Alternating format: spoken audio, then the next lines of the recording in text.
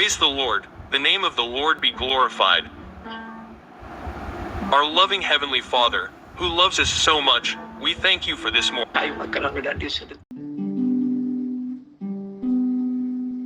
Praise be to God. எனக்கு பிரியமானவர்களே, இப்போது வந்து கொண்டிருக்கிற இந்த தினம் ஒரு சாட்சியினுடைய பகுதி யூடியூப் அப்டேட் பண்ணப்பட்டிருப்பதால் ஆங்கிலத்திலே வருகிறது.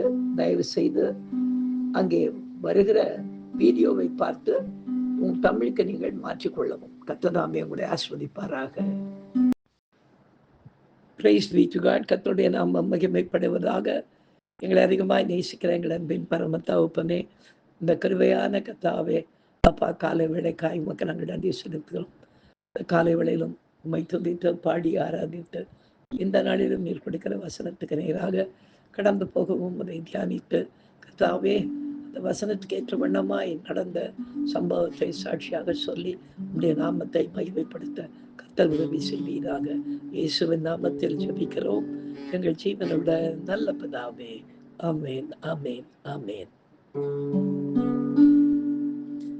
நெஞ்சத்திலே தூய்மையுண்டோ, இயேசு அழைக்கிறார். நொறுங்குண்ட நெஞ்சத்தையே இயேசு அழைக்கிறார். நெஞ்சத்திலே தூய்மையுண்டோ, இயேசு அழைக்கிறார். நொறுங்குண்ட நெஞ்சத்தையே இயேசு அழைக்கிறார். வருந்தி சுமக்கும் பாவம் நம்மை கொடிய இருளில் சேர்க்கும். வருந்தி சுமக்கும் பாவம் நம்மை கொடிய இருளில் சேர்க்கும். செய்த பாவம் இனி போதும், அவர் பாதம் வந்த சேரும். செய்த பாவம் இனி போதும், அவர் பாதம் வந்த சேரும். அவர் பாதம் வந்த சேரும். நெஞ்சத்திலே தூய்மையுண்டோ, இயேசு அழைக்கிறார். நொறுங்குண்ட நெஞ்சத்தையே இயேசு அழைக்கிறார்.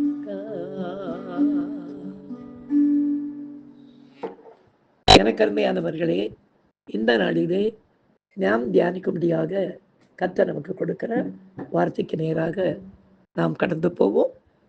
எடுத்து வாசிக்கலாம். நீதிமொழிகளின் புஸ்தகம் 29ஆம் அதிகாரம் 1ஆம் வசனத்தை நாம் வாசிக்க கேட்போம். அடிக்கடி கடிந்து கொள்ளப்பட்டும் தன் பிடரியை கடினப்படுத்துகிறவன் சகாயமின்றி சடுதியிலே நாசமடைவான் என்று எழுதப்பட்டிருக்கிறது. பிரியமானவர்களே, உன்மீது என் கண்ணை வைத்து உனக்கு ஆலோசனை சொல்லுவேன் என்று வாக்குரைத்த நம் கர்த்தர் தாமே இன்றைய வசனத்தை நமக்கு எச்சரிப்பாக கொடுக்கிறார்.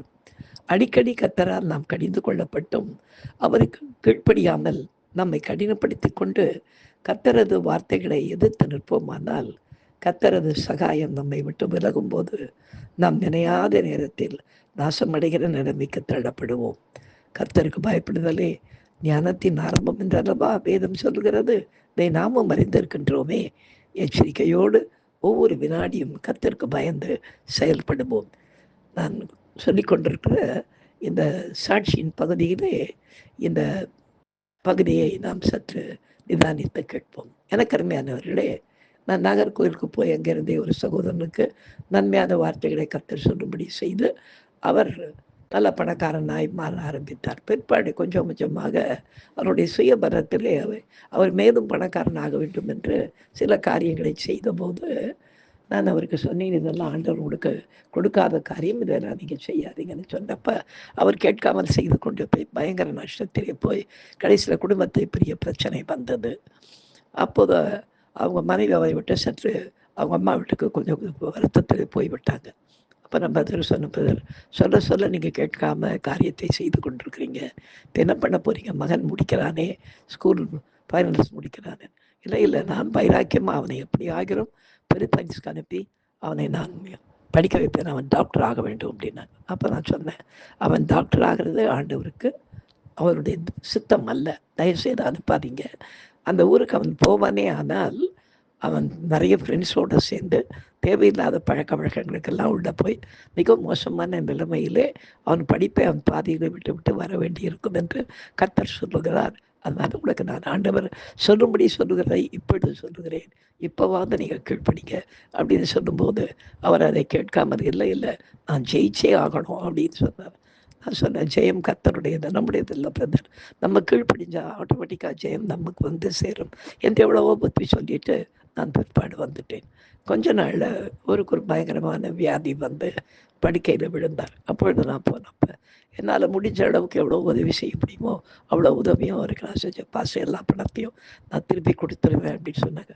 நீங்கள் திருப்பி கொடுப்பீங்கிற எண்ணத்தோடு நான் இந்த உதவியை செய்யலை. எப்பயாவது மனம் திரும்பி நீங்கள் வந்து கத்தருக்குள்ளே வாங்கும்போது பணம் நமக்கு நிச்சயமாக வாழ வைக்காது, அது பாதாளத்துக்கு கொண்டு போன என்று எவ்வளவோ சொல்லி அவர் கேட்கவே இல்லை. கொஞ்ச நாள் பொறுத்து ஆண்டவருடைய சித்தத்தின்படியாக அவர் நித்திரை அடைந்தார், மரணத்துக்குள்ளே போய்விட்டார். அப்போ அந்த மரணத்துக்கான ஆராதனைக்கு என்னை கூப்பிட்டுருந்தாங்க அவங்களுடைய தங்கைமார்கள் தான். நான் இங்கேருந்து புறப்பட்டு போனப்போ இதுக்கிடையில் அவர் பையனை ஒரு பிலிப்பைன்ஸ்க்கு அனுப்பித்தார். நான் அந்த போன நேரத்தில் அந்த பையனுக்கு அங்கேருந்து அவங்க அனுப்பி மெசேஜ் கொடுத்து அந்த பையனை மகனை வர வச்சாங்க. அவன் வரும்போது நான் அவருக்கு எந்த நிலைமையிலே உங்கள் பிள்ளை இருப்பான்னு சொன்னேனோ அதே போல தள்ளாடிய நிலைமையிலே அந்த பையனை 2-3 பேர் கூட்டிகிட்டு வந்து நிற்க வச்சாங்க. அவன் உள்ளே வரும்போதே பாஸ்டர் லவரண்டியன், பாஸ்டர் லவரண்டியன், அங்கிள் எங்கன்னு சத்தம் போட்டு கொண்டே வந்தான். எனக்கு ரொம்ப கண்ணீராக ஆயிடுச்சு. அவனுடைய பார்க்கும்போது நிலைமை வந்து அப்படியே முழங்காலில் விழுந்து, நீங்கள் தான் அங்கிள் எங்கள் அப்பாவை அடக்கம் பண்ணணும், இங்கே இருக்கிற பாஸ்டர்ஸ் யாரும் பண்ணக்கூடாது அப்படின்னு சொன்னான். நான் சொன்னேன், அடக்கம் பண்ணி யார் வேணால் பண்ணலாம்ப்பா, சரி நான் பண்ணுறேன், இப்போ நீ என்ன பண்ண போகிறேன் அப்படின்ற. இதுக்கு மேலே நான் தொடர்ந்து படிக்கலாம், என்னால் முடியாது, அப்பாவும் போயிட்டார், இனிமேல் நான் என்ன பண்ண முடியும் அப்படின்னு சொல்லிட்டு அவன் நின்று விட்டான். எனக்கு அருமையான அடக்காரனை முடிந்து நான் வீட்டுக்கு திருப்பி வந்துட்டேன். பிற்பாடு ஒரு 4-5 மாதம் பொறுத்து கேட்டபோது அவன் மறுபடியும் பிலிப்பைன்ஸ் போய் அவனுடைய மருத்துவ படிப்பை தொடரவில்லை. அதுக்கு பதிலாக ஏதோ ஒரு கம்பெனியில் வேலைக்கு போய் சேர்ந்து விட்டார் என்று நான் கேள்விப்பட்டேன். எனக்கு அருமையானவர்களே, கொஞ்சம் யோசித்து பார்ப்போம். எதை சொன்னாலும் கர்த்தர் நம்முடைய நன்மைக்காக தான் சொல்லுகிறார்.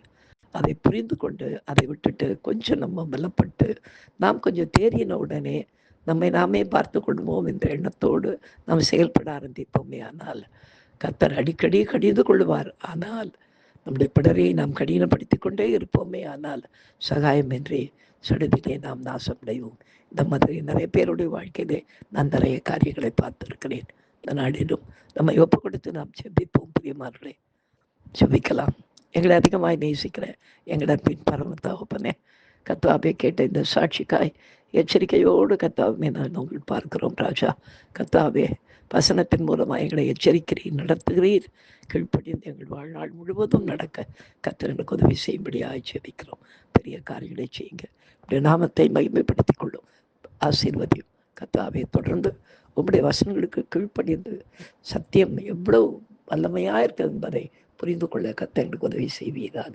இயேசுவின் நாமத்தில் ஜெபிக்கிறோம் எங்கள் ஜீவனுள்ள நல்ல பிதாவே. ஆமேன், ஆமேன், ஆமேன்.